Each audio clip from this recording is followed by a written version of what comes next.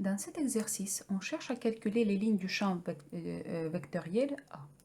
Donc, pour calculer les lignes du champ, déjà, on va identifier AX, c'est 2Y, AY, 3X, et AZ égale à 0. Et on applique l'équation pour les lignes du champ. Donc, dx sur AX égale dy sur AY égale dz sur AZ. Donc, dx sur 2y égale dy sur 3x. Et dz sur az égale à 0. Donc tout ça égale, d'où dz égale à 0, au vu que az égale à 0. Donc, on n'a qu'une seule possibilité. Vu que dz égale à 0, ceci nous amène que z, c'est une constante. Maintenant, il nous reste à regarder que dx sur 2y est égal à dy sur 3x. Donc, on obtient 3x dx égale 2y dy. Donc, on intègre de deux côtés et on obtient 3x au carré sur 2 égale y au carré sur 2 plus constante. Donc 2 et 2, on peut simplifier vu que c'est une constante. Et il nous reste comme une équation des lignes du champ, donc 3x au carré moins y au carré égale à constante. Donc pour certains z fixes, nous avons les lignes du champ décrites par cette équation. Maintenant, on va prendre un autre exemple. Donc, le champ A qui égale 2i plus 4yj.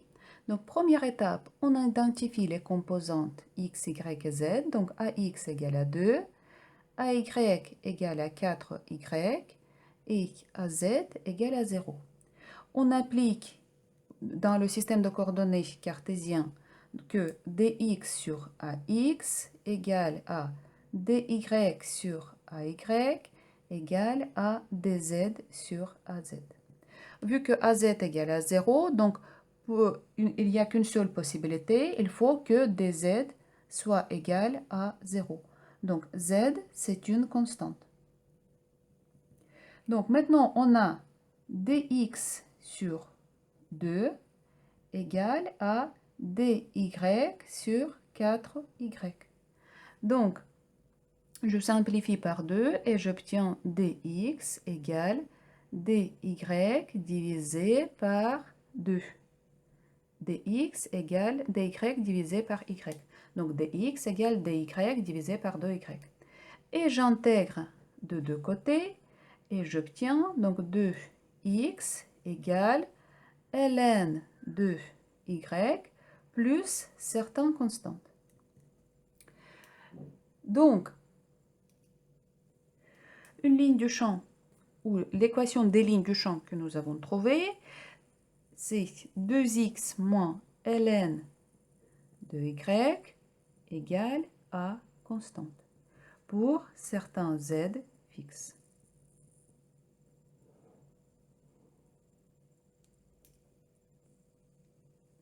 Troisième exemple, maintenant nous avons le champ qui est égal 2xi plus 4yj. Donc la même chose, première étape, on identifie les composantes. 2x, ay égale 4y, az égale à 0. Pour retrouver les lignes du champ, on écrit dx sur ax égale dy sur ay égale dz sur az.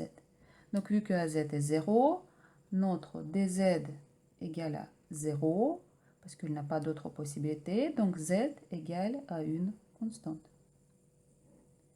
Ensuite, dx sur 2x égale dy sur 4y. Donc, dx sur x égale 1 demi dy sur y. Ou 2 dx sur x égale dy sur y. Donc j'intègre de deux côtés et j'aurai 2 ln de x égale ln de y plus certaines constantes. Je vais mettre 2 dans l'exposant, donc ça sera ln de x au carré égale ln de y plus certaines constantes. Et cette constante, je peux toujours exprimer sous la forme que je souhaite. Par exemple, je vais écrire que C, c'est ln de C1. Dans ce cas, ln de x au carré égale à ln de y fois C1. D'où j'ai trouvé que x au carré égale y C1. Donc, et deuxième, z égale constante.